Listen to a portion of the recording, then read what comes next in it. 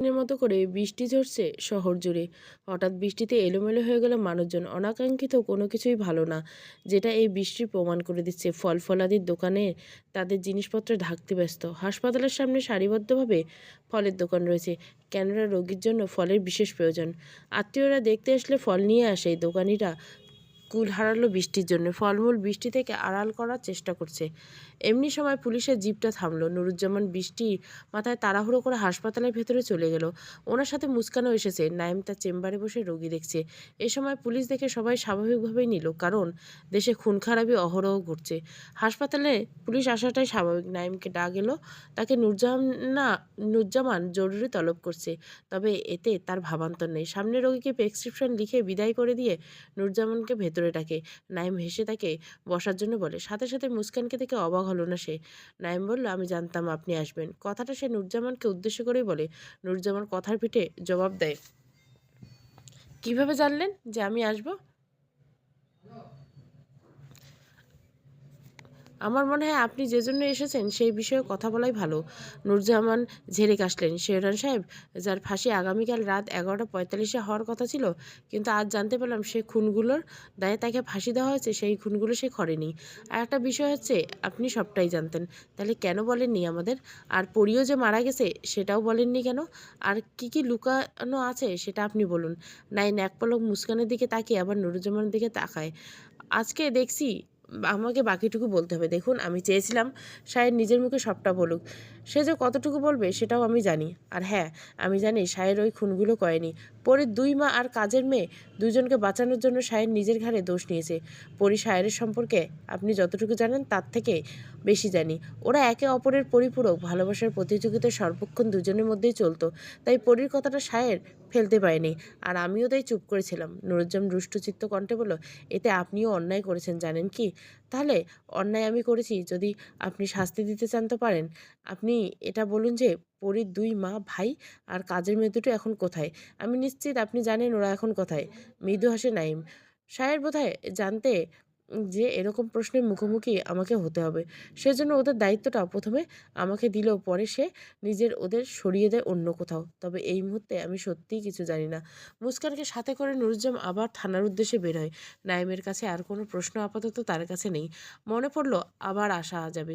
ইতিমধ্যে শায়েরের ফাঁসি বাতিল হয়ে গেছে। উপরমহল শায়েরের বলা কথাগুলো রেকর্ডে পাঠানো হয়েছে। আবার নতুন করে তদন্তের নির্দেশ দিয়েছে উপর থেকে। গাড়িতে বসে মুস্কান বলছে, ওই হত্যাকাণ্ডে 3 বছর পর শায়েরকে গ্রেপ্তার করেছেন আপনারা, আর বাকি 3 বছর শায়ের কারাবন্দী ছিল।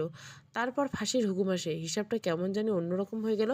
শায়েরকে ধরার পর 2 বছর ধরে ও তদন্ত চলছে। আইন এত সহজ নাকি? শায়েরের ফাঁসির দিন আরও আগেই নির্ধারিত হয়েছে, কিন্তু শায়েরের ইচ্ছা অনুযায়ী কালকের দিন ঠিক করা হয়। শায়েরের ইচ্ছা অনুযায়ী এটাই তার শেষ ইচ্ছে। তার মৃত্যুর আগে আসামিদের শেষ ইচ্ছে পূরণের নির্দেশ আদালত দিয়ে থাকেন। শায়েরের ইচ্ছাটা ছিল অদ্ভুত, তবুও 1 বছর পিছিয়ে যায় ওর ফাঁসি। আর এখন ওর ফাঁসি বাতিল। সময় বড় অদ্ভুত। সময়ের সাথে কেউ মৃত্যুর কোলে ঢলে পড়ে আর তো কেউ বেঁচে যায়। থানায় এসে ওনারা দুজনে আবারও শায়েরের কাছে গিয়ে উপস্থিত হয়। শায়ের এতক্ষণ টের পেয়ে গেছে যে মুস্কান সব সত্যি বলছে। সে বলে ওঠে, আপনি কাজটা ঠিক করলেন না। আপনি কাজটা ঠিক করেননি। কেন নির্দোষ হয়ে দোষী হলেন? এখন আপনার এই খবর সারা দেশ জুড়ে ছড়িয়ে যাবে। এমন কাজটা করবেন না।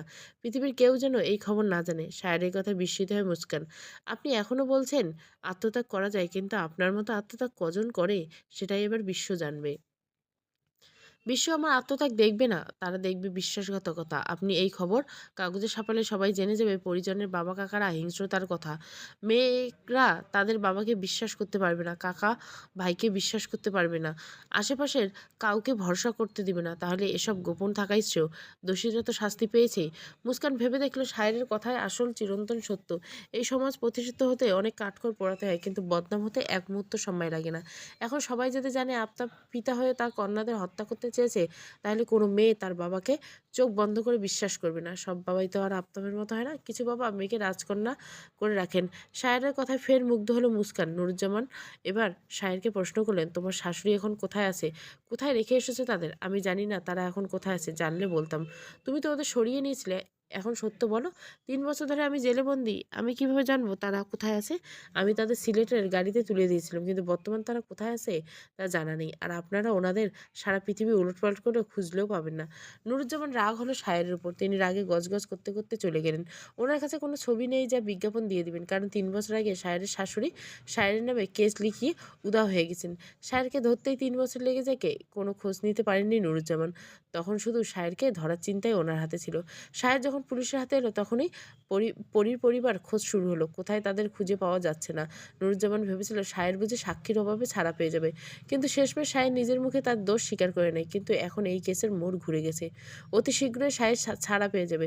সায়েরের মুখ থেকে আশানুরূপ আর কোনো উত্তর না পাওয়া গেল না। আর না গেল নাইমের থেকে। নুরুজ্জামান সন্দেহ সায়েরের উপর থেকেই গেল। সে সায়েরকে ছাড়ল না। নুরুজ্জামানের সন্দেহ হলো সায়েরের উপর থেকে। সে সায়েরকে ছাড়ল না। যতক্ষণ না পর্যন্ত প্রত্যক্ষ আসামি ধরা পড়বে, ততক্ষণ পর্যন্ত সায়েরকে কারাবন্দী হয়ে থাকতে হবে। কিন্তু মাস দুয়েক যেতে না যেতেই উপর মহল থেকে চাপ দিচ্ছে সায়েরকে মুক্তি দেওয়ার জন্য। কেননা বিনা দোষে সায়ের 3 বছর জেল খাটছে, আর এখন তাকে আটকে রাখার কোনো মানে হয় না। বাধ্য হয়ে সায়েরকে মুক্তি দেওয়া হলো। ছাড়া পেয়ে সায়ের সর্বপ্রথম নাইমের বাসায় গেল। নাইম তার অপেক্ষাতে ছিল। শোভনকে কোলে নিয়ে বসে আছে মুস্কান। এই ছোট্ট ছেলেটাকে আদর দিয়েছে, বড় করেছে সে। মা না হয়ে মায়ের আদর স্নেহ দিয়েছে। আজ সে কিভাবে শোভনকে সায়েরের কাছে দিবে? বুক ভেঙে কান্না আসছে ওর। চোখে থেকে পানি গড়িয়ে পড়ছে। শোভন অনেকবার জিজ্ঞাসা করছে মুস্কান কাঁদছে কেন। কোনো উত্তর দিতে পারেনি সে। শুধু অশ্রুসিক্ত নয়নে শোভনের দিকে তাকিয়ে রইল। দরজা খুলে সায়েরকে ভেতরে আনলো নাইম। সায়েরকে দেখেই কেঁপে উঠল মুস্কান। দু হাতে আঘাত তুলল শোভনকে। অচেনা মানুষের আগমন ঘটতেই শোভন প্রশ্ন করলো, ইনি কে আম্মু? সবার দৃষ্টি থাকলো শোভনের মুখ পানে। নাইম কোনো ভনিতা না করেই জবাব দিল, তোমার আব্বু। ছোট্ট শোভন অবাক চোখের দেখলো সায়রের দিকে। শুভ্র পাঞ্জাবিতে আবৃত পুরুষটির মুখ ভর্তি দাড়ি, চুলগুলো এলোমেলো, কিন্তু চোখের দিকে তাকাতে স্থির হলো শোভনের দৃষ্টি। হিসাব মেলাতে পারছে না শোভন। মুস্কানের কোল থেকে নেমে সে নাইমের হাত ধরে বলল, আমার আব্বু তো তুমি, তাহলে এই লোকটা আমার আব্বু হলো কিভাবে? নাইম হাঁটু গেড়ে শোভনের সামনে এসে পড়ে। দু হাতে শোভনের গাল দুটো ধরে বলে, দেখো বাবাই, আমরা সবসময় চোখে যা দেখি বা কানে যা শুনি তা সত্য হয় না। সেরকম তুমি এতদিন মা বাবা বলে জেনে এসেছো, তারা তোমার মা বাবা নয়। তোমার বাবা এই লোকটা দাঁড়িয়ে আছে, উনি। আর আজ ওনার সাথে তুমি চলে যাবে। একদম মন খারাপ করবে না। শোভন কি বুঝলে কে জানে না। নাইম তবে শোভন বলে উঠলো, তাহলে আমার আসল মা কোথায়? আমাকে তোমাদের কাছে কেন নিয়ে দিয়ে গেছে? তোমার সব প্রশ্নের উত্তর তোমার আব্বুই দিতে পারে। যাও তোমার আব্বুর কাছে। নাইম আর মুস্কান করুণ চোখে দেখে সায়ের কাছে চলে গেল। সায়ের এতক্ষণ চুপ থেকে ছেলেকে দেখছিল। কতটা সহজে সব মেনে নিল। ছেলেটা পরিস্বভাব পেয়েছে বটে, কঠিন ব্যক্তিত্ব সম্পন্ন। শোভনকে কোলে তুলে নিয়ে এলো সায়ের। গালে হাত রেখে কপালে চুমু খেয়ে বুকে জড়িয়ে নিল ছেলেকে। বাবার গলা ধরে কাঁধে মাথা রাখলো শোভন। বাবা গন্ধ পাচ্ছে, সেই সাথে শক্ত করে বাবার গলা চেপে ধরেছে। সায়ের চলে যাওয়ার আগে নাইম মুস্কানকে উদ্দেশ্য করে বলে, আমি জেল থেকে ছাড়া পেতে চাইনি, কিন্তু যখন পেয়ে গেছি তখন আমি আমার ছেলেকে নিয়ে আলাদা দুনিয়ায় চলে যাব। আপনাদের ধন্যবাদ এতদিন আমার সম্পদকে আগলে রাখার জন্য। আপনাদের এই ঋণ আমি কোনোদিন শোধ করতে পারবো না। সায়েদ চলে যেতে নাইম বসে পড়ল মেঝেতে। এতক্ষণ বহু কষ্টে নিজেকে সামলেছে সে, কিন্তু আর নিজেকে ধরে রাখতে পারল না। এতদিন যাকে নিঃসন্তানে স্থান রেখেছিল, তাকে আজ দূরে সরিয়ে দিল। মুস্কান নাইমের পাশে বসে কাঁদতেছিল। মুস্কানের কষ্ট যেন একটু বেশি হচ্ছে। নাইমকে এক হাত মুস্কানকে বুকে টেনে নিল। কষ্টের মাঝে একটুখানি শান্তি অনুভব করলো মুস্কান। মানুষের একদিক দিয়ে কষ্ট আসলো, অন্য দিক দিয়ে সুখ আসে যেন। আজ শোভন চলে গেছে, কিন্তু নাইমকে কাছে টেনে নিল মুস্কানকে। সেদিনের পর আরও 5টা মাস কেটে গেছে। নুরুজ্জামান সবসময় সায়েরকে চোখে চোখে রাখতো আড়াল থেকে। যদিও কোনো খবর পাওয়া যায়, কিন্তু না, কোনো খবর পাওয়া গেল না। সায়ের ছেলেকে নিয়ে দিব্যি কাটাচ্ছে। এতে বিরক্ত নুরুজ্জামান। কেষ্ট এত দূর এসে থেমে গেল যেন। আর কোনো তথ্য প্রমাণ পাচ্ছে না। শুধুমাত্র একটা খবর তিনি পেয়েছেন শুধু।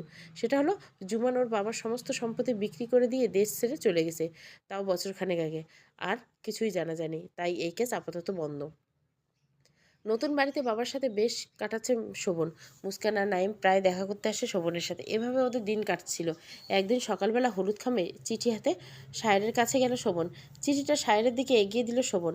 ছেলের মাথায় হাত বুলিয়ে দিয়ে চিঠিটা খুলল সে। 7 বছর অপেক্ষা শেষ হতে চলেছে।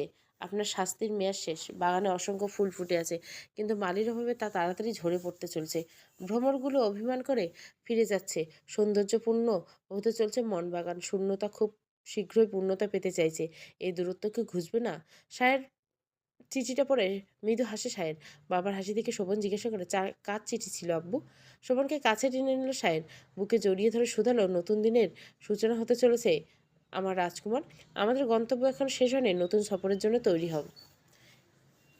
এলোকেশে রাখি শাক তুলতে রাস্তার ধারে এসেছে। রাস্তার পাশে পাটখড়ির তৈরি জানলাগুলো বাঁশের সাহায্যে দাঁড় করানো। পুঁই শাক গাছের লতাগুলো ছড়িয়ে আছে চারিদিকে। বেশ দেখতে হয়েছে। ভাইয়ের ঘাড়ে বসে আর কতদিন খাবে সে? ভাইয়ের বউ কথা শোনাতে পারলেই বাঁচে, তাই শাকসবজি চাষ করে 2 টাকা রোজগার করেন। সম্পান থাকলেও কি এই দুর্দিন দেখতে হতো? ছেলেটা অভিমান করে তাকে ছেড়ে চলে গেছে। সেই সময়ে লখা যাচ্ছিল সেখান দিয়ে, হাতে তার গাঁথা ফুলের মালা। রাখির মনে পড়ে গেল আজ ইন্দুর ছোট ছেলের অন্নপ্রাশন, মহা ধুমধাম করে পালন করা হচ্ছে। রাখি মনে মনে ভাবে যদি বিন্দু সম্পানে থাকতো তাহলে ওদের ঘরেও সন্তান থাকতো। লখা রাখিকে দেখে জিজ্ঞাসা করলো, কিবা আছো মাসি, শরীর ভালো তো? রাখি মলিন হাসিতে জবাব দিল, ভালো রে লখা। ইন্দুর পোলা কি ভালো আছে? ভালাই আছে। তুমি একটু পরে যাইও, কিন্তু আমার খাড়ানোর সময় নেই। লখা দ্রুত পায়ে প্রস্থান করলো। লখা চলে যাওয়ার পর পর চুল ভর্তি দাড়ি একটা পাগলের আবির্ভাব। চুল দাড়ি এতই ঘন যে তাকে চেনার উপায় নেই। চেহারাও বিশ্রী। গ্রামের কিছু ছেলে মেয়ে পাগলটাকে উত্ত্যক্ত করছে আর তার পিছু পিছু আসছে। রাখি আবার মুখ ফেরলো। এই পাগলটাকে দেখে ঘৃণা হচ্ছে তার, কি নোংরা। সুখান্নের পর আরও 2জন পাগলকে নুরনগরে দেখা দিয়েছে। তারা কোথা থেকে এসেছে, নাম কি, কেউ জানে না। চেহারা দেখে কিছু বোঝার উপায় নেই। এতে গ্রামের কোনো ব্যক্তি মাথা ঘামায় না। পাগলের আবার কিসের পরিচয়? রাখি শাক তুলে নিয়ে চলে গেল। পিছন ফিরে ছেলেমেয়েগুলোকে হাসি ঠাট্টা করতে দেখে হাসলো সে। আস্তে করে বলে উঠল, যেমন কর্ম তেমন ফল। যে রাজ্য চায় সে হয় ভিখারি। চোখের জল মুছে রাখি নিজ গন্তব্যে চলে গেল। শোভন আজকেও একটা হলুদ খামের চিঠি পেল। পিয়নটা চিঠি দিতে ওলটপালট করে দেখলো সে। চিঠিটা কোথা থেকে এসেছে তা দেখতে চাইলো, কিন্তু প্রেরকের কোনো নাম ঠিকানা নেই। বিরক্ত হলো শোভন। নাকের ডগে ক্রমশ লাল হতে লাগলো তার। সামনের দোকানে চিনি কিনতে গিয়েছিল সে। সায়ের বারণ করা সত্ত্বেও সে চিনি কিনে বাসায় ফিরছিল। বাসায় গেটের সামনে আসতে দাঁড়াতে পিয়ন চিঠি ধরিয়ে দেয়। শোভন ধীর পায়ে ঘরে ঢুকতে চেয়ারে বসা নুরজামানের দিকে চোখ গেল ওর। সায়ের হাতে হাত নাড়িয়ে কথা বলছে। চিঠিটা মুঠিয়ে মুষ্টিবদ্ধ করে নিল সে। যথাযথ স্থানে চিনি রেখে সায়েরের সামনে গিয়ে দাঁড়ালো। নুরজামান এতক্ষণ শোভনকে খেয়াল করলো। শোভন পকেট থেকে চিঠিটা বের করে সায়েরকে তুলে ধরে বলল, আব্বু তোমার চিঠি এসেছে। সায়ের থমকালো। নুরজামানের সামনেই দিতে হলো চিঠিটা। বিন্দু বিন্দু ঘাম দেখা দিল সায়েরের কপালে। ছোঁ মেরে চিঠিটা নুরজামান কেড়ে দিল। খাম খুলে চিঠি বের করে পড়তে লাগলো। তবে লেখাগুলো পড়ে তার ভাবভঙ্গির পরিবর্তন হলো। তারপর সায়েরের দিকে সেটা এগিয়ে দিল। সায়ের ভ্যাবাচাকা খেয়ে গেল। সে নিজেও পড়া শুরু করলো। আমি তোমাকে খুব ভালোবাসি আব্বু, তুমি পৃথিবীর সেরা আব্বু। আমাকে কত আদর করো, আমি তোমার সাহসী রাজকুমার। চোখ তুলে সায়েরের দিকে তাকালো। শোভন খিলখিল করে হেসে উঠল। তাজ্জব বেনে গেল নুরজান। তিনি এসেছিলেন সায়েরের সাথে কেস নিয়ে আলোচনা করতে, কিন্তু আসানেরও কিছুই পেল না। উল্টে বোকা বেনে গেল। সে ভেবেছিল এই চিঠিতে বোধহয় কিছু আছে, কিন্তু তার ধারণা ভুল প্রমাণিত হলো। নুরজামান চলে যেতে শোভন পকেট থেকে আসল চিঠি বের করে দিল। সায়ের বেশ অবাক হলো ছেলের কাণ্ডে। একটা চতুরতার সাথে কাজ করলো ছেলেটা। ভয় পাইয়ে দিয়েছিল। মায়ের মতো হয়েছে একদম। সাহের হাসলো আবার। শোভন জিজ্ঞাসা করলো, আমরা কবে যাচ্ছি আব্বু? খুব শীঘ্রই যাব আমার রাজকুমার। তোমার জন্য অনেক উপহার আছে সেখানে। উপহারটা কি তা কি আমি জানি? তুমি জানো কিভাবে? শোভন কিছু বলল না। চুপ করে নিজের ঘরে চলে গেল। স্কুল ব্যাগটা খুলে একটা খাতা বের করলো। সিমেন্টের মলাটে খাতাটা শোভনের অনেকবার পড়া হয়ে গেছে। বাংলা রিডিং সে খুব ভালো করেই পড়তে পারে। শোভনকে একটা খাতা মুস্কানকে অনেকবার পড়তে দেখেছে, তাই নিজের ব্যাগে করে খাতাটা সে নিয়ে এসেছে। এই খাতাটা অনেকবার, তাও পড়া শেষ। শেষে কিছু বাক্য পরি শোভনের জন্য লিখে গেছে। আমার রাজকুমার, আল্লাহর অনুমতিতে আমাদের আবার মুলাকাত হবে। সেই লেখাটাতে হাত বুলিয়ে খাতাটা বুকে চেপে ধরল। মুখে হাসি ফুটিয়ে বলে উঠল, আল্লাহ অনুমতি দিয়েছে আম্মি যান। দরজার আড়ালে দাঁড়িয়ে সাহের ছেলের কথা শুনে এতটা বুদ্ধিমত্তার অধিকারী এই ছেলে, যা সাহেরকে প্রতি পদে পদে বিস্মিত করে দিচ্ছে। নূরজামানকে যেভাবে ঘোল খাওয়ালো ভাবতে হাসি পাচ্ছে ওর। মুস্কানকে তাড়া দিচ্ছে নাইম। তৈরি হতে সময় লাগছে বলে মৃদু ধমকাচ্ছে। আপাতত নাইমের কথায় পাত্তা না দিচ্ছে মুস্কান। সবুজ রঙের শাড়িটি পরিপাটি করে পরে তারপর বের হলো। আজকে দুজনেই কাজ থেকে ছুটি নিয়েছে, কিন্তু মুস্কান জানে না নাইম তাকে এখন কোথায় নিয়ে যাবে। অনেকবার জিজ্ঞাসা করে কোনো উত্তর মিলেনি স্বামীর কাছ থেকে, তাই হতাশ হয়ে নাইমের পিছু ধরে। মুস্কান একটা হাত চেপে ধরে নাইম। এতে মৃদু হাসি ফুটলো মুস্কানের ওষ্ঠাধর। নাইম রিক্সা ডেকে তাতে উঠে পড়ে। মুস্কান এতদিন মনে হচ্ছে ওরা স্বামী স্ত্রী। এতগুলো বছর শোভন ছাড়া নাইম কিছুই বোঝেনি, কিন্তু আজ নাইম মুস্কানের এত কাছে এসেছে। ভালোই লাগছে মুস্কানের। এতদিন অন্তত স্বামী স্ত্রীর সম্পর্কটা গাঢ় হয়েছে। রিক্সা থেকে নেমে ট্যাক্সি নিল ওরা। নাইম এখনো মুখ খুলে নেই। ঢাকা ক্যান্টনমেন্টে স্টেশনে ট্যাক্সি থামে। মুস্কান অবাক হয়ে চারিদিকে দেখে। সাংবাদিক হওয়ার দরুন দেশের সব জায়গাতে সে গিয়েছে। এই স্টেশন থেকে ঢাকা টু কলকাতা ট্রেন ছাড়ে, মানে ভারত যাওয়ার ট্রেন। মুস্কান অবাক হলো এই ভেবে যে নাইম এখানে কেন? মুস্কানকে সাথে নিয়ে আসার কারণ কি? নাইমের তো কোনো আত্মীয় ভাড়াতে থাকে না, তাহলে এখানে আসার কারণ কি? এসব ভাবতে ভাবতে হাতে টান পড়লো, নাইম ওর হাতটা ধরে স্টেশনের ভিতরে নিয়ে গেল। মুস্কান পা চালায় নাইমের পিছু পিছু। কিছুদূর গিয়ে সাহেরকে থেকে থমকে যায়। সাদা রঙের পাঞ্জাবি পরে দাঁড়িয়েছে, হাতা কনুই পর্যন্ত গোছানো, চোখের সুরমা, ঠোঁটে সুন্দর হাসি। পরীর বলা মালির সৌন্দর্য চোখের সামনে দেখছে সে। পরীর বর্ণনা হুবহু মিলে গেছে, তবে মুস্কান আরও অবাক হয় শোভনকে দেখে। অবিকাল তার বাবার বেশ ধারণ করছে, টানা টানা চোখে সুরমা পড়েছে বাবার মতো, সাদা পাঞ্জাবি গায়ে জড়ানো। মুস্কানকে চোখে পড়তে শোভন দৌড়ে গিয়ে ওর কোলে ওঠে। মুস্কান শোভনকে বুকে জড়িয়ে ধরে নাইমের দিকে তাকালো সে। নাইম বুঝলো এবার তার চুপ থাকলে চলবে না। শোভন ছায়ের মায়ের শোভনকে নিয়ে কলকাতা চলে যাচ্ছে, ওখানেই থাকবে ওরা। বিস্ময় বিমূঢ় মুস্কান, তাহলে তো আর দেখা হবে না শোভনের সাথে। ওর চোখের পানি আটকাতে পারেনি সায়ের আর শোভনকে। ট্রেন ছাড়ার সময় আসতে নিজ কামরায় গিয়ে বসে ওরা। শোভন জানলা দিয়ে উঁকি দিয়ে শেষবারের মতো নাইম মুস্কানকে বিদায় জানায়, অতঃপর সায়েরকে বলে, কিছু পেতে হলে কিছু ত্যাগ করতে হয়, তাই না আব্বু? ছেলের কথা মুচকে আসলো সায়ের। অবশ্যই, সব কিছু একসাথে পাওয়া অসম্ভব। দুনিয়ায় কে তুমি যা দিবে, দুনিয়া তোমাকে তাই দিবে। তাই দুনিয়াকে কি দিয়ে তুমি দুনিয়াকে কি দিয়েছিলে আব্বু, যার জন্য এতদিন কষ্টে ছিলে? দীর্ঘশ্বাস ফেলে সাহেব জবাব দিল, কিছু সময় আমি দুনিয়াকে কষ্ট দিয়েছিলাম, তাই আমিও কষ্ট পেয়েছি, তবে আমি ভালোবাসা দিয়েছি। তাই তো এখন বাকি জীবনে দুনিয়া আমাকে ভালোবাসা দিবে, কিন্তু আমি সবসময় এই দুনিয়াকে ভালোবাসা দিব। ছেলের কথা হাসলো শোভন। সায়ের লম্বা ভ্রমণ শেষে ট্রেন ভারতে পৌঁছলো, তবে কলকাতা স্টেশনে নামলো না। আবার নতুন গন্তব্য ধরলো স্টেশনটি। এবার গিয়ে থামলো জলপাইগুড়ি স্টেশনতে। ব্যাগ থেকে গরম কাপড় বের করে দুজনে পরে নিল। শীত শীত ভাবটা আরও এগোলো আস্তে আস্তে তীব্র, যদিও এখনও অনেকটা কম সময় শীত আছে। স্টেশন থেকে নেমে দার্জিলিংয়ের বাস ধরল সায়ের। নিউ জলপাইগুড়ি থেকে দার্জিলিং এবং কার্শিয়াঙ্গে শহর 53 কিলোমিটার দূরের পথ। মধ্যপ্রহরের শেষের দিকে কার্শিয়াঙ্গের বাসে উঠে ওরা। বাকি রাতটুকু বাসেই কাটবে বাবা ছেলে। পাহাড়ি রাস্তার উপর প্রচণ্ড শীত, ছেলেকে বুকে জড়িয়ে রেখেছে সায়ের। গরম কাপড়ে পরা সত্তা উষ্ণতা দিতে চাইছে সে। শোভন পরম নিশ্চিন্তে ঘুমাচ্ছে বাবার বুকে। গন্তব্যে পৌঁছে শোভনের ঘুম ভাঙল না। তখন ফজরে আজান পড়েছে। ছেলেকে কোলে তুলে নিয়ে আর এক হাতে ব্যাগ নিয়ে বাস থেকে নেমে পড়ল সে। গাড়ি নিয়ে হাজির হলো ছোট্ট একটি বাড়ির সামনে। ততক্ষণে শোভন ঘুম ভেঙে গেছে। দরজায় টোকা দিকে একটা যুবক এসে দরজা খুলে দিল। শোভনের কাছে সম্পূর্ণ অচেনা সেই যুবকের চেহারা, তবে যুবকটা যেন সায়েরকে চেনে, কারণ সায়ের হাসছে সামনে যুবককে দেখে। কিছু বুঝে ওঠার আগে অচেনা পুরুষটি কোলে তুলে নিল শোভনকে। কিছু বলছে না শোভন, শুধু চেয়ে চেয়ে দেখছে সবকিছু। ঘরের ভিতরে ঢুকতে আরও কয়েকজনের নতুন মুখের সম্মুখীন হলো। কাউকে চিনতে পারছে না শোভন। এই ভোরবেলা কি তার জন্যই এই মানুষগুলো জেগেছিল? কিন্তু কেন? এরা কারা? এক মনে এসব ভেবে চলছে। বাবার দিকে তাকিয়ে দেখলো তার বাবা অস্থির নয়নে চারপাশে চোখ বুলাছে। সায়ের অস্থিরতা দেখে অচেনা যুবকটি বলে উঠল, সে ঘরে নেই, সে পাহাড়ে। বাক্যটি শেষের সাথে সাথে সায়ের অস্তিত্ব যেন মুহূর্তে মিলিয়ে গেল। সায়ের ছুটল পাহাড়ের দিকে, তবে কেউ তাকে বাধা দিল না। বাধা দেওয়ার সাহস যেন কারো নেই। প্রকৃতি চায় সায়ের পদচারণ পাহাড়ের করুক। শীতের কুয়াশাগুলো যেন সাক্ষী থাকলো চায় উতলা পুরুষটির ভালোবাসায়, তাই তারাও সায়েরের সাথে ধেয়ে যাচ্ছে পাহাড়ে। গন্তব্য যখন শেষ হলো, দূরে একটা নারী অবয়ব ভেসে উঠল। এই শীতের মধ্যেও নারীটির শরীরে শীত নিয়ন্ত্রণ বস্ত্র নেই, পাতলা শাড়ি পরে খোলা চুলে দাঁড়িয়েছে বলে ভুল হবে। কোমল হাতে সে স্পর্শ করছে চা পাতাগুলো, কচি পাতা ছিঁড়ে রাখছে হাতে থাকা ছোট্ট ঝুড়িতে। কিছু পল থেমে গিয়ে ধিমি পায়ে সামনে এগোচ্ছে সায়ের। ঠোঁট জোড়া প্রসারিত করে একটা শব্দ উচ্চারিত হলে নারী অভাবটি থেমে গেল। সূর্য এখনো দিক দিগন্তে দেখা হয়নি, সহজে দেখা দিবে বলে মনে হয় না। কুয়াশাচ্ছন্ন চারিদিক, দূর দূরান্তে কিছুই দেখা যাচ্ছে না। যদিও কার্শিয়াঙ্গে শীত দার্জিলিংয়ের মতো তীব্র নয়, এখানকার আবহাওয়া সারা বছরই আরামদায়ক। তবু আজ যেন কুয়াশা আর শীত অনেকটা তুলনায় একটু বেশি। কাজের কিছু স্পষ্ট দেখা যাচ্ছে না, ধোঁয়াশা লাগছে সবকিছু।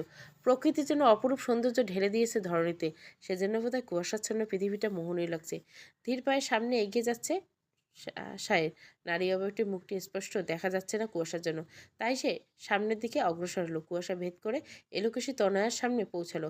7 বছর পর মধুরতম কণ্ঠস্বরে সায়েরের কানে পৌঁছালো, আসসালামু আলাইকুম মালি সাহেব। বহুদিনের তৃষ্ণা নিবারণ হতে চলছে সায়েরের, তবু গলা শুকিয়ে কাঠ হয়ে গেছে। শুকনো গলায় সালামের উত্তর দিল, ওয়ালাইকুম আসসালাম পরিচান, কেমন আছেন? পরীর এই শব্দটিতে জবাব দিল না সায়ের, উল্টে নিজেই প্রশ্ন করে বসলো, আমি কি আপনাকে জড়িয়ে ধরতে পারি? তৃষ্ণায় বুকটা খা খা করছে। শীতকালে আমার তেজস্ক্রিয়তা চৈত্রের মতো মনে হচ্ছে। অনুমতি দিতে পারি? পরি মুচকি হাসলো কথাটা বলে, বিপরীতে সায়ের মুছে, তবে খেয়াল করলো চোখ ঝাপসা হয়েছে। পরির চোখে অশ্রুকণা সে দেখতে পেল। সায়েরকে দাঁড়িয়ে থাকতে দেখে পরি নিজে এগিয়ে এসে জড়িয়ে ধরে সায়েরকে, স্বামীর গলায় মুখ ডুবিয়ে দিল। তার শরীরের ঘ্রাণ চুম্বকের মতো টেনে নিল। শক্ত করে সায়ের গলা আঁকড়ে রইল সে। নিজের অর্ধাঙ্গিনীকে ধরে 7 বছরের তৃষ্ণা মেটাতে লাগলো সায়ের। এত কাছে আসার জন্য তো এত দূরত্ব ছিল তাদের মধ্যে। এরকম একটা সুন্দর সমাপ্তি পাওয়ার জন্য 7 বছর কেন, 7 যুগে দূরে থাকতে সায়ের রাজি, তবুও যেন সে সমাপ্তিটা তার পরিজনের সাথে হয়। পরীকে নিজের থেকে ছাড়িয়ে ওরা সারা শরীরে চুমু খেয়ে আবার জড়িয়ে নিল নিজ পক্ষে। পরে শুধু স্বামীর পাগলামো দেখতে লাগলো আর অশ্রু বিসর্জন দিতে লাগলো। পরীকে বুক থেকে সরিয়ে সোজা দাঁড় করো সাহেল। তারপর বললো, আপনি শীতে কাপড় পরেননি কেন? ঠান্ডা লাগবে তো? তৎক্ষণাৎ নিজের চাদরখানা পরীকে পরিয়ে দিল সে। শীত আপনার লাগবে না, ঠান্ডা তো আপনারও লাগবে। পাথরের অশ্রু আসে না, তেমনি ছেলেদের কষ্ট কষ্ট মনে হয় না। পরি মৃদু হাসলো। অনেক কথা জমে আছে মালি সাহেব, পাহাড় সমান কথা। আপনি শুনবেন? আল্লাহ আপনার জন্য আমাকে সৃষ্টি করেছেন। আপনি সবসময় একে অপরের কথা শুনবো, দূরে থাকলে একে অপরের কথা ভাববো। আপনি বলুন, আমি আজ আর কিছুই বলবো না, আপনার সব কথা শুনে যাব শুধু। আমাদের দূরত্ব তাহলে ঘুচলো। আপনার আমার মাঝে দূরত্ব কখনোই ছিল না। এই 7 বছর আমি আপনার মধ্যে ছিলাম আর আপনি আমার ভিতরে। অনেক কষ্ট দিয়েছি আপনাকে আমি, ক্ষমা করুন। আমি পরি ঠোঁটে আঙুল চেপে চুপ করিয়ে দিল সায়েরকে। বলে উঠল, আপনি ক্ষমা চাইছেন কেন? আপনি আপনার স্থানে সর্বদা ছিলেন এবং সর্বদা থাকবেন। আমি সেই আগের পরিজনকে সবসময় দেখতে চাই। কথা দিচ্ছি আর কখনো আপনাকে দূরে ঠেলে দেব না।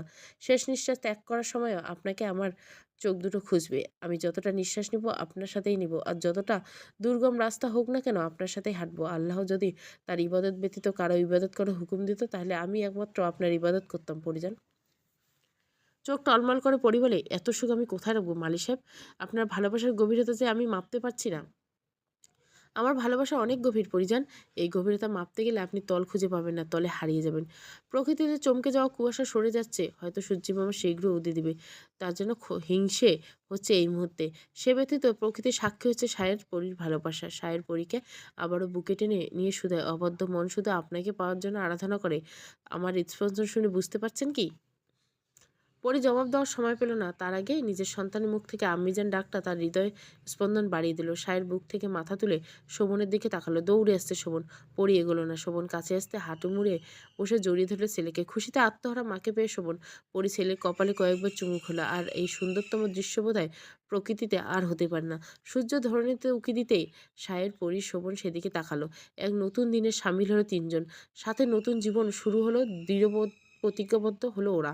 শোভন দুহাতে মায়ের গলা আঁকড়ে ধরল মাকে।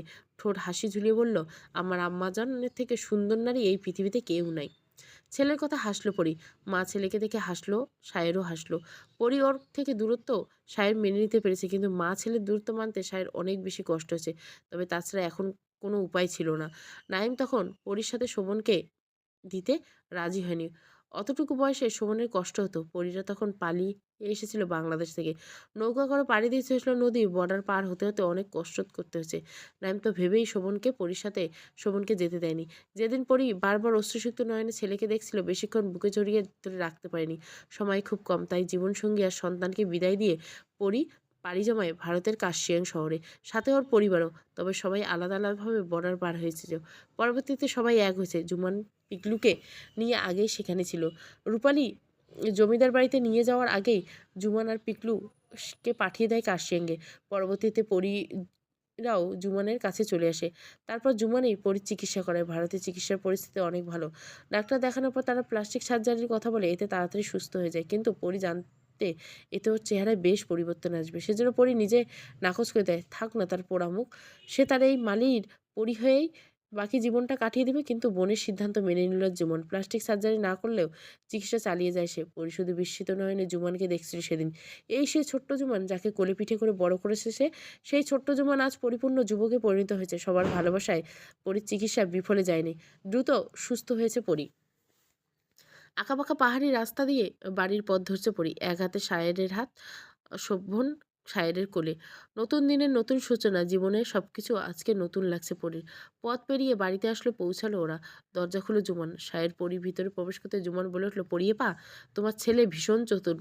সুন্দর ভাই বাইরে যেতে সেও ইচ্ছে পোষণ করে তোমার কাছে যাবে। আটকাতে পারলাম না। ওকে পাহাড়ে নিয়ে যেতে আমাকে বাড়িতে পাঠিয়ে দিল। শোভন ঠোঁট ফুলিয়ে রাগ দেখে বলল, মা বাবা আর ছেলের মাঝে অন্য কাউকে আসতে নেই, জানো না বুঝি মামা? জুমন ভড়কে গেল শোভনের কথায়, জানলে কিভাবে আমি তোমার মামা? শোভন হাসলো জুমনের কথায়, ছেলের মাথায় হাত বুলিয়ে পড়ে জিজ্ঞেস করলে, চিনলে কিভাবে মামাকে? বলে দাও। সেটা বলা যাবে না, বাকি সবাই আসুক, দেখি চিনতে পারি কিনা। সায়নের কোল থেকে নেমে হট্টগোল শুরু করে দিল শোভন। একে একে সবাই এসে হাজির। শোভন প্রথমে মালার সামনে গিয়ে দাঁড়ালো, সম্পূর্ণ অবলোকন করে মালাকে। গায়ে শাল জড়ানো সুন্দর নারীটিকে চিনতে অসুবিধা হলো না শোভনের। এই খাতার বর্ণনা অনুযায়ী শোভন মালা আর জেসমিনকে চেনেই ফেললো। কুসুম আর শেফালির নামটা বলল, কোনটা কুসুম আর কোনটা শেফালি তা বলতে পারলো না। মায়ের মতো সুন্দর আরেক নারীকে দেখে শোভন বলে উঠল, তুমি মেজো আম্মু তাই না? কিন্তু তুমি তো মারা গিয়েছো তাহলে? দাউ দাউ করে আগুন জ্বলছে, ফুটছে কাগজগুলো। চেয়ারে বসে এক দৃষ্টিতে তা দেখছে। পরীর পাঠানো সমস্ত চিঠি আজ পুড়িয়ে দিয়েছে। তার কোনো বিন্দুমাত্র প্রমাণ সে রাখবে না। রুমি নাইমের পাশে এসে বলল, আমি এখন সব সত্য জানতে চাই নাইম। এই চিঠিগুলো পড়ি আমার কাছে পাঠাতো, কিন্তু পরি আর সায়ের এতদিন আলাদা ছিল কেন? পরির বাবা কাকা যদি সায়েরকে খুন নাই করে, তাহলে কে করলো? পরি। দীর্ঘশ্বাস ছেড়ে নাইম বলছে, পরির বাবা কাকাও কি মারা গেছে? মানে?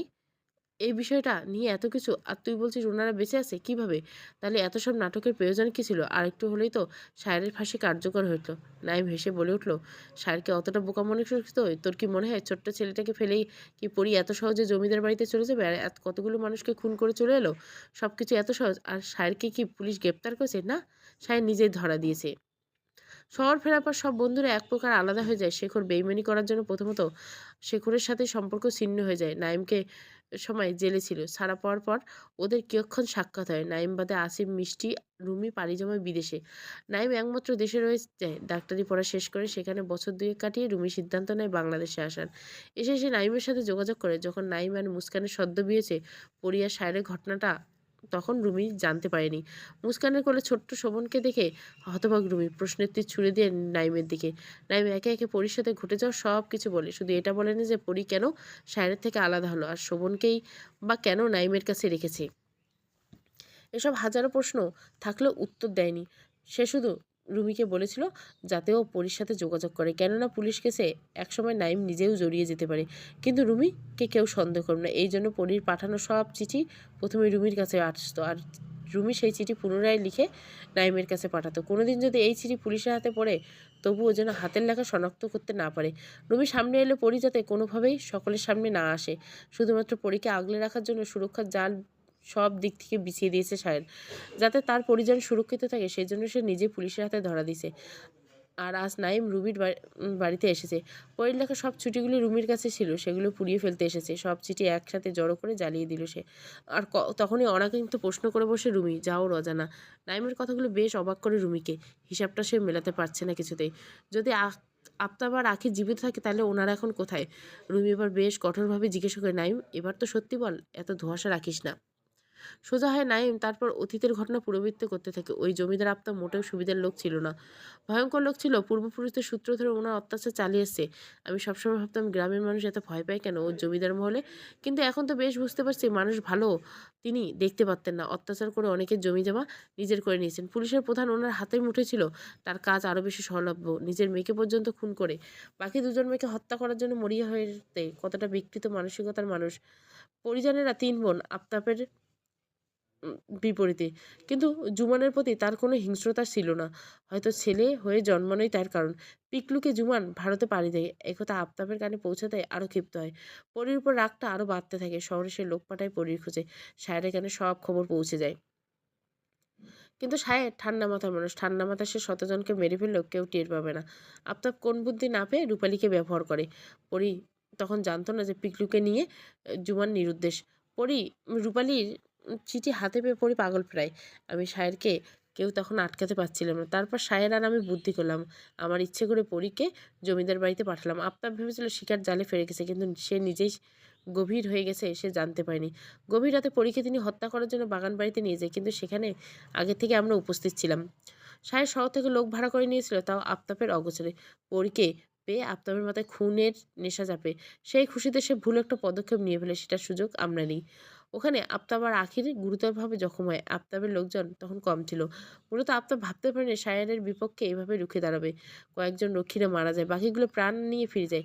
কিন্তু বিপত্তি তখনই ঘটে যখন আফতাব পোষা পুলিশ সেখানে চলে আসে। কিন্তু বুদ্ধিমান সাহেব সব সামলে নেয়। সে পুলিশকে জানায় দুপক্ষের সংঘর্ষে আফতাব আর আখির আহত হয়েছে, তাদের দ্রুত চিকিৎসা করাতে হবে। আর আমি যেহেতু ডাক্তার, তাই আমাকে চিকিৎসা করাতে বলা হলো। শহর থেকে ওষুধ আনলাম আর ওখানে ওনাদের চিকিৎসা করলাম। কিন্তু আফতাব আর আখিরের সুস্থতার জন্য আমি কোনো চিকিৎসা করিনি। আমি ওনাদের দিন দিন পাগল হওয়ার দিকে ঠেলে দিয়েছি। এমন ওষুধ দিয়েছি যাতে আস্তে আস্তে ওনাদের মস্তিষ্ক কাজ করা বন্ধ হয়ে যায় আর ওনারা পাগল হয়ে যায়। ওনাদের সম্পূর্ণ পাগল করতে আমাকে অনেক কসরত করাতে হয়েছে। একসময় সব ওষুধ প্রয়োগ করলে মৃত্যুর ঝুঁকি থাকতো, তাই আস্তে আস্তে সব করতে থাকি।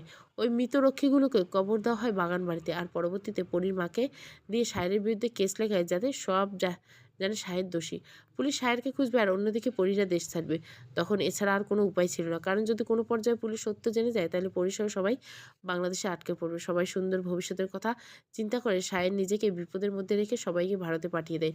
সেদিন পরি আর সায়েরের চোখের ভাষার প্রত্যক্ষ সাক্ষী ছিলাম আমি। আমরা সেদিন খুব কষ্ট হয়েছিল ওকে এভাবে আলাদা হতে দেখে। তবু ওই মুহূর্তে কিছু করার ছিল না, শোভনকে আমি নিয়ে যেতে দেইনি, কেননা ভারতে যাওয়ার পথটা ছিল দুর্গম। সবাইকে ভারতে পাঠিয়ে রয়ে গেল আমি আর সায়ের আর শোভন।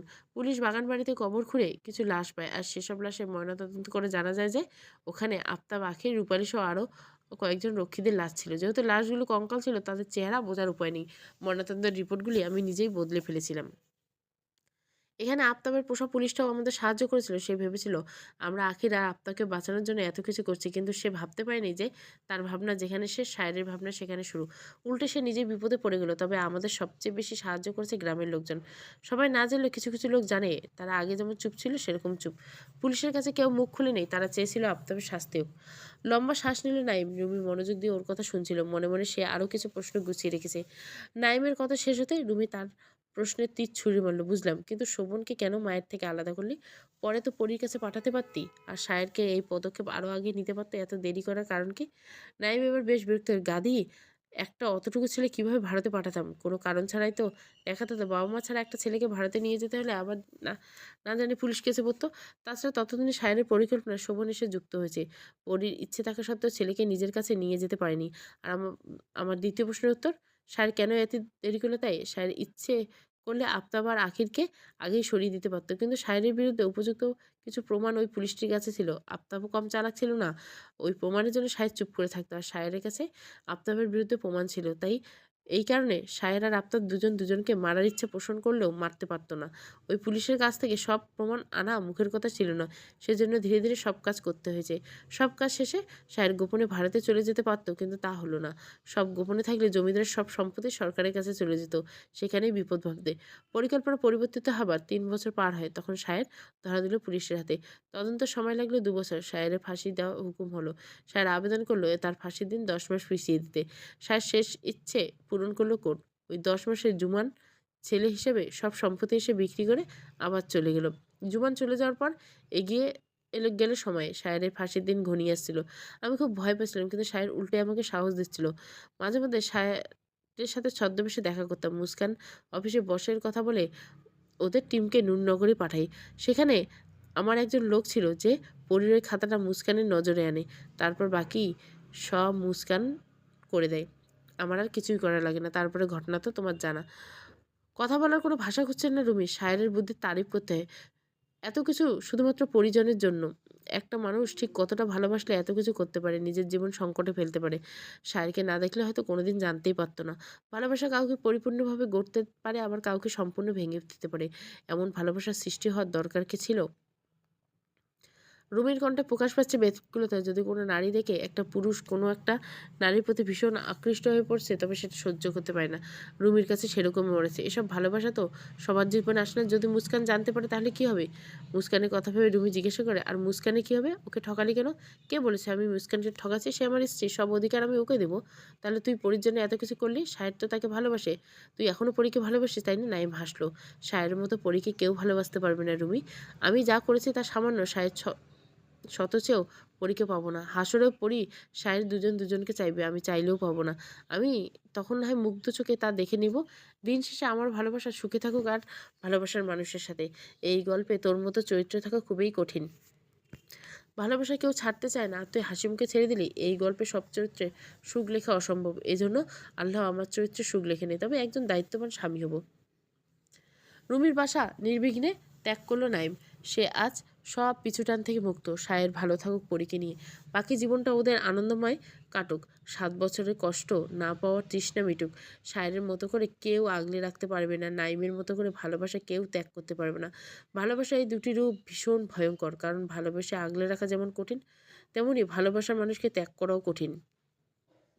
তবে পরী সন্তান যে কিছু সময়ের জন্য নাইমকে পিতা হিসেবে জেনেছে, এটাই ওর কাছে অনেক। অর্ধাঙ্গিনী হিসেবে নাইবা পেল এই জীবনে, তাই নাইম আর কোনো আফসোস নেই। সে নতুন করে মুস্কানের হাত ধরে অগ্রসর হতে চায়।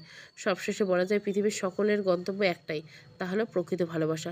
শুভ্র রঙের শাড়ি যেন না পরীর দেহে শোভা পায়। লাল পাড়ের সাদা রঙের শাড়ি পরে খাটের উপর পা ছড়িয়ে বসে আছে পরী। খাটের অপর প্রান্তে হেলান দিয়ে বসে আছে সায়ের। গভীর রাত, ঘরে সবাই ঘুমিয়ে আচ্ছন্ন। শোভন, মালা, জেসমিনের কাছে ঘুমিয়েছে, পরীর চোখে ঘুম নেই। একে অপরের দিকে নির্জব দৃষ্টিতে তাকিয়ে আছে সায়ের পরী। ঘরের জানলা খোলা, সনসন করে ঠান্ডা বাতাস ঘরে ঢুকেছে। যদিও বাতাসটা সামান্য, শীতকাল বলে বাতাসটা বেশ লাগছে। শীত নিয়ন্ত্রণ বস্ত্র দুজনের কারণে নেই, শরীরটা যেন দুজনেকে খুব করে উপভোগ করছে। পরে খেয়াল করলো তার কপালদয়ে এই ঠান্ডা ভেতরে গরম হয়ে আসছে। পরে বুঝলো এগুলো অশ্রুকণার গরম হাওয়া। বেশ কিছুক্ষণ যাবৎ ধরে অশ্রু বিসর্জন দিচ্ছে সে, আর তার স্বামী যেন এতে ভীষণ আনন্দ পাচ্ছে। পরীর খোলা ঘন চুলগুলো হালকা দুলছে। সেও দৃষ্টি নিবদ্ধ করে রেখেছে সায়েরের চোখে। অনেক সময় পর সায়ের মুখ খুললো, জানলাটা বন্ধ করে দেই। অনেক তো শীত উপভোগ করলেন, এর বেশি নিলে শরীর খারাপ করবে। এতদিন তো শরীর আমার খারাপই ছিল, আচানক ওষুধ মিলে গেলো, আর খারাপ করবে না। সায়ের উঠে গিয়ে জানলা বন্ধ করে দিল, তারপর পরীর সামনে এসে এক পা কোলের উপর রাখলো। ফর্সা মসৃণ পায়ে হাত বুলোতে বুলোতে বলল, আমি হিনা খুব কষ্টে ছিলেন কি? উত্তরটা আপনি জানেন, তবু জিজ্ঞাসা করছেন কেন? জবাব না দিয়ে কেবল হাসলো সায়ের। পরি পুনরায় বলে উঠল, ঘুমাবেন না নাকি সারা রাত আমাকে দেখবেন? আপনি কি চান? আমি আপনার ইচ্ছে জানতে চাইছি। আমার থেকে কষ্ট বেশি আপনি পেয়েছেন জানেন। আমি ভীষণ ভাগ্যবতী। উম, জানেন, পিতার স্নেহ আমি পাইনি। কত শত মেয়ের কাছে পিতা কোনো না কোনো রাজা আর রাজকুমারী, কিন্তু আমার কাছে সে শুধু গল্প মাত্র। তবুও আমার আফসোস হয় না আপনি আছেন বলে। কি এমন জাদু করলেন আমাকে, আমার তো এত ভালোবাসা সহ্য হচ্ছে না। পরীর বাহু শক্ত করে চেপে ধরে কাছে টেনে আনে সায়ের। শক্ত চোখে তাকিয়ে বলে, সত্যিকারের ভালোবাসা সব পরিস্থিতিতে পাশে থাকে, যেমন আমি ছিলাম আর সারা জীবন থাকবো। এজন্য আমার ভালোবাসা আপনাকে সহ্য করতে হবে। আপনাকে ফিরিয়ে দেওয়ার সাধ্য আমার নেই মালি সাহেব। আপনি আমার স্বামী। যদি আল্লাহ ছাড়া আর কাউকে সিজদা দেওয়ার হুকুম থাকতো, তাহলে আপনার পায়ে সিজদা দিতাম। তাহলে কি করে আপনাকে দূরে ঠেলে দেয় বলুন? শুধু আমি কেন, মনের মতো পুরুষ পেলে পৃথিবীর কোনো নারীর ক্ষমতা নেই সেই পুরুষকে ছেড়ে যাওয়ার। দম ফেলে বলার আগে সায়ের মুখ চোখ বুলাই পড়ি।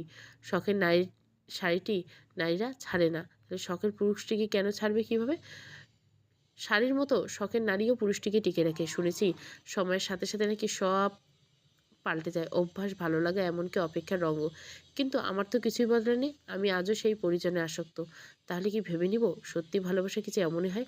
জবাব না দিয়ে পরি শরীর এলিয়ে দিল বিছানায়। সায়েরও এক মুহূর্ত দেরি না করে ভর দিল ছেড়ে দিল পরিজনের শরীরে, আর পরিজনের গলায় মুখ গুজে দিয়ে শক্ত করে জড়িয়ে দিল। পরি অনুভব করলো 7 বছরে ফেলে আসা অনুভূতি, সেই অনুভূতির দলা আবার ফিরে এসেছে। আর মালি সাহেব প্রতিটি নিঃশ্বাস তাকে অতীত মনে করে দিচ্ছে। পরি আবারও এই গরম আবার টের পাচ্ছে, তবে এই চোখের জল পরির নয়, স্বয়ং সায়েরের। পরীকে শক্ত করে সে জড়িয়ে ধরে বলে উঠল, আপনাকে ভীষণ ভালোবাসে পরিজান, আমিও আপনাকে ভীষণ। তাজমহল দেখতে যাবেন কেন? কি আছে ওই তাজমহলে? ভালোবাসা। আমার না প্রয়োজনে ধনরত্ন, না দেখার প্রয়োজন। আমার আপনিই সব। ভালোবাসা আছে বলেই বলছি। কিছু তো আছে, ভালোবাসা না হলে একটা লাশের জন্য কেউ তার তাজমহল বানায়? পরে মৃদু হেসে সায়েরের ঘন চুলে হাত বুলিয়ে দিল। সায়ের আবার ওকে বুঝিয়ে দিল ভালোবাসার আরেক নাম চোখের জল। সায়েরের কথাটা ঠিক, সায়ের বলেছিল ওর ভালোবাসায় কাঁদবে পরি। আজ বহুদিন চোখের জল পড়ছে পরি। বহুদিন পর সাক্ষাৎ হলো, মন মিলন হয়েছে। প্রতি ক্ষণে ক্ষণে শুধু চোখের দেখাটাই যে চায়নি, চক্ষু তৃষ্ণা যে বড় তৃষ্ণা। সায়েরের বুকে যে সমুদ্র শুকিয়ে গিয়েছিল, আজ সে নোনা জল অথই জলে থই থই করছে। এই তো ভালোবাসা, সায়ের পরিজনের ভালোবাসা। পরি তখন খুব ভালো লাগে যখন সে চোখের সামনে ছেলে স্বামীকে একসাথে আসতে দেখে। চাষের চেয়েছিল একটা ছোট্ট সুন্দর, যা ভালোবাসায় ভরপুর। ছেলের মুখে আম্মিজান ডাকটা পরীকে ফের মাতৃত্ব অনুভূতির সাথে সাক্ষাৎ করে। তখন সে ছেলের গালে মাতৃস্নেহ দিয়ে তাকে কাছে টেনে নেয়, হেসে বলে, আমার রাজকুমার। শোভনও পাল্টা জবাব দেয়, আমি তোমার সিংহ শাবক আম্মিজান। পরী কপালে ভাঁজ ফেলে ছেলের কথার মানে বোঝার চেষ্টা করে, কিন্তু ব্যর্থ হয় সে। শোভন তখন হেসে বলে, আম্মিজান, আপনি তো শেরনি, আপনার ছেলে আমি শের হব। শোভনের মাথা হাত বুলিয়ে দিয়ে হাসে। পরি বোঝে তার অভিরূপ এই ছেলে। মা যেমন তেজি হিংস্র ছিল, ছেলেও ঠিক এরকম। রাতে যখন কোনো খারাপ স্বপ্নে পরি ঘুম ভাঙে, আগের মতো সাহেব তাকে পরীকে বুকে ডুবিয়ে নেয়, আদরে ভুলিয়ে দেয় খারাপ সময়গুলো। অতীতের সমস্ত রাশিগুলো ছিঁড়ে ফেলে ভবিষ্যতের রাশি টেনে এগিয়ে সামনে এগোয় দুজন। কাশিঙ্গে এভাবে কাটিয়ে দিচ্ছে পরিসায়ের। সূর্যোদয় আগ মুহূর্তে পরি ছুটে যায় পাহাড়ে তার প্রিয় শীতের সাথে মনোমিলন ঘটাতে, কুয়াশার চাদর গায়ে মেখে এদিক ওদিক ছুটতে। শিশির ঘর ভাঙে তার চরণতলে, সূর্যকে টেনে আনে ধরায়। ঠিক তখনই পেছন থেকে সেই মধুরমাখা কণ্ঠ শুনতে পায়। সে গলা ছেড়ে ডাকছে, পরিজন। সমাপ্ত। পরিজনের সমাপ্তি এখানে। সকলকে ধন্যবাদ পরিজনের পাশে থাকার জন্য। আমি ভাবতে পারিনি যে শেষ পর্যন্ত সবাই আমার সাথে থাকবেন। সর্বশেষে নিজের অনুভূতি আর উপন্যাস সম্বন্ধে 2 লাইন মন্তব্য করতে ভুলবেন না। সবাই চেয়েছিল পরিজনটা শেষ পর্বটা দিব, আমি দিয়ে দিছি। 26 পর্ব, এটা হচ্ছে 27 এবং শেষ পর্ব।